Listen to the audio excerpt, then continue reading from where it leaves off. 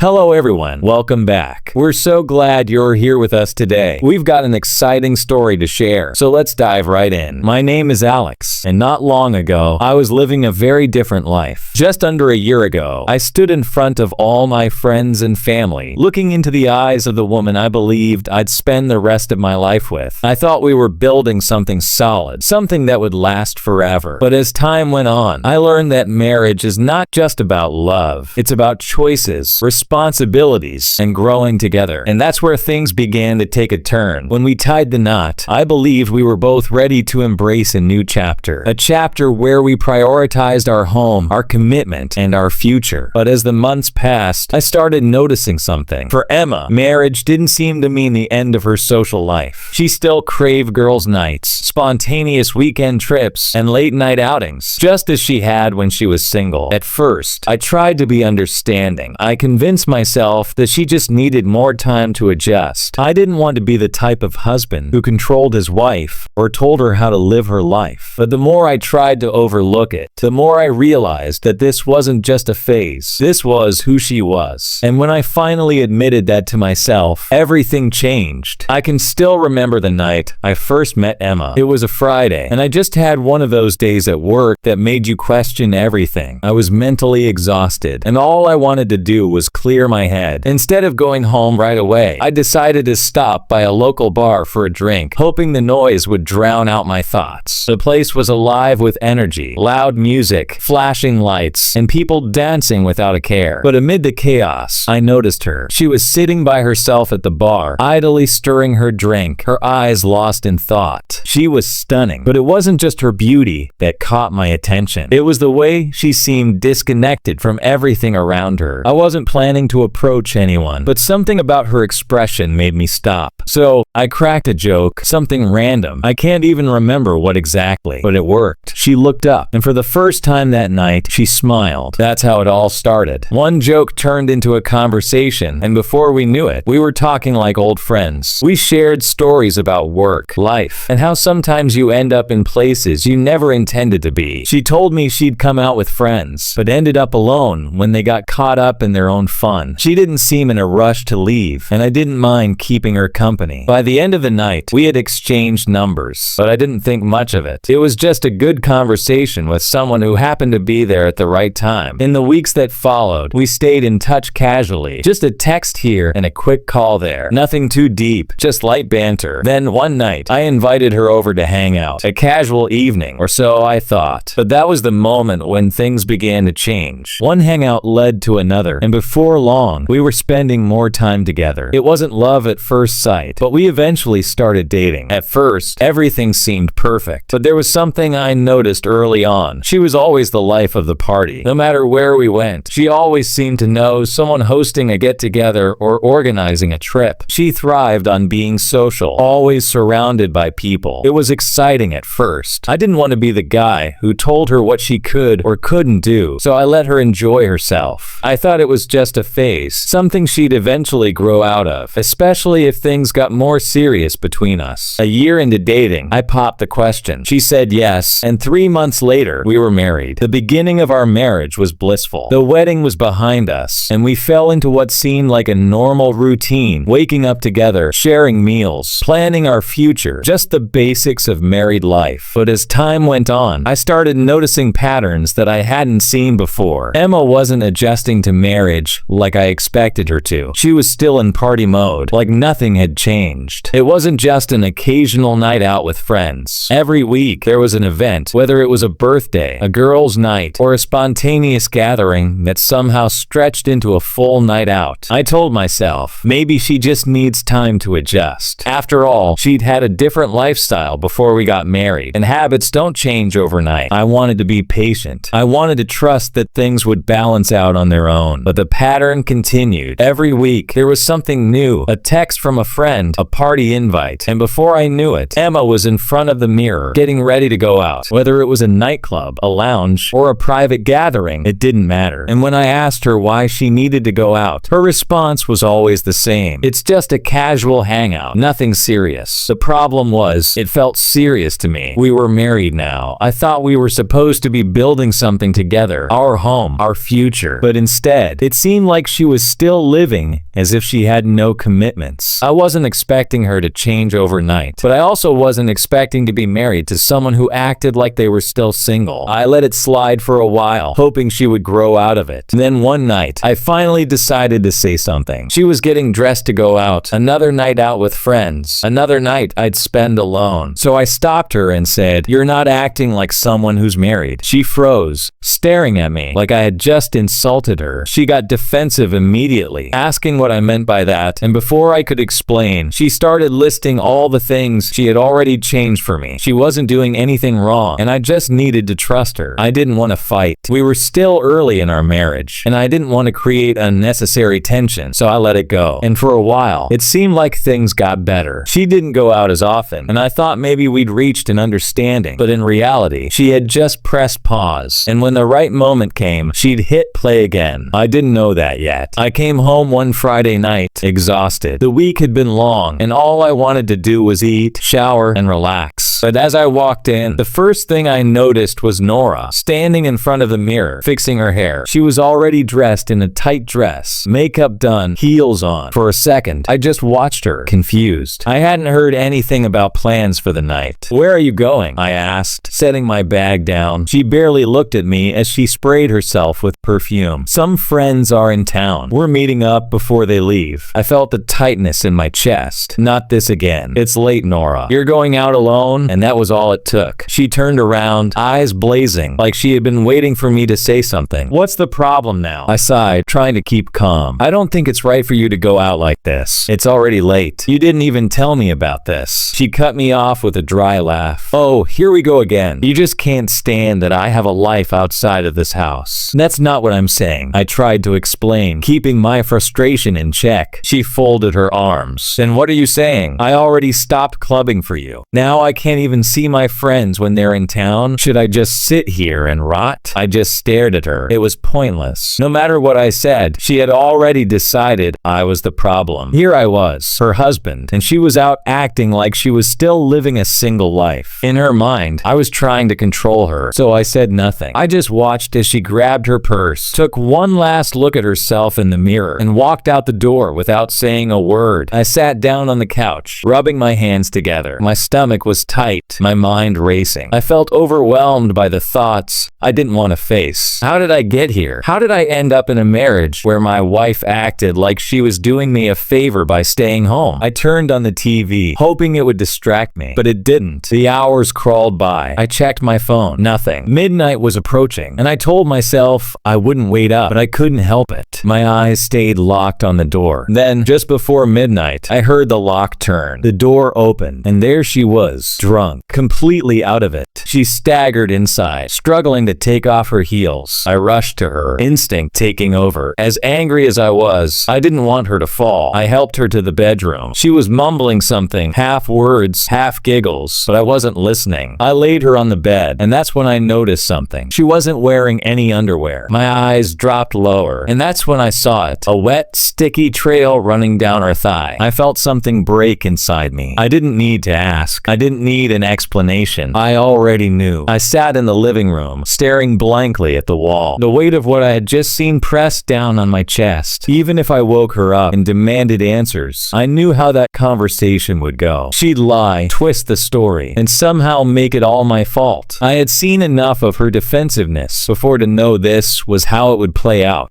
And honestly, I was too tired to fight. For an hour, I sat there, running through every option in my head. Do I confront her? What good good would that do? Do I wait until morning and try to talk things through? But then what? How do you have a conversation when trust is already dead? Do I pretend I didn't see what I saw? No, that wasn't an option. The marriage had already been hanging by a fragile thread, and tonight was the final snap. There was no fixing this. I had my answer. At exactly 5 a.m., I made the decision. I wasn't going to waste another second in a marriage that had already fallen apart. I stood up, moved quietly into the bedroom, and grabbed a small bag. I didn't take much, just some clothes, my wallet, my car keys, and my phone. No note, no waking her up. There was no need for explanations. She knew. I started the car and pulled out of the driveway without a second glance. I didn't have a plan beyond this moment, but one thing was clear. I wasn't staying. I drove straight to my parents' house in another state. I woke up to my phone buzzing on the nightstand in my old bedroom at my parents' house. I had barely slept. The screen lit up, and there it was, Nora's name. I checked the time, 10 a.m. It was probably the moment she woke up, or when she finally realized I was gone. The calls came, one after the other. I stared at the screen, letting it ring, wondering if she would leave a message, if she would acknowledge what she had done. But there was nothing. By the 7th or 8th call, I picked up. I didn't say hello. I didn't ask why she was calling. I didn't give her the chance to make this into something it wasn't. Our marriage is over, I said. There was a long pause, and then came the fake shock. What? Kevin, what are you talking about? She tried every tactic in the book. First, she accused me of overreacting. Kevin, I don't know what you think happened, but you're blowing this way out of proportion. Then, she turned it around and made it about control. This is what you wanted, right? You never wanted me to have my own life. You just needed an excuse to leave. And then, the guilt trip.